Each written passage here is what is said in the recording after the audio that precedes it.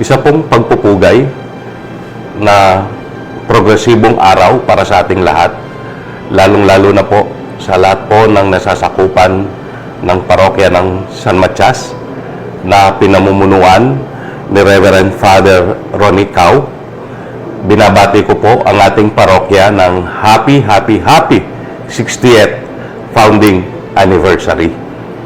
Sa lahat po ng aking mga kababayan, sana po patuloy nating suportahan lahat ng aktibidades dito sa ating parokya ng San Matias.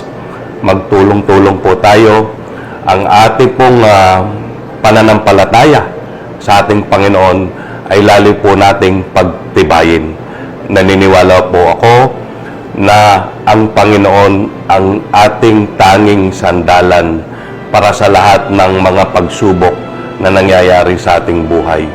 Muli, nagpapasalamat po ako sa ating Panginoon at tayo ngayon ay nagse-celebrate ng ating 60th founding anniversary. Muli, maraming salamat po. Gusto ko progreso. Ako po ang inyong alkalde, John Sambo. God bless Santo Tomas at sa parokya po ng San Matias.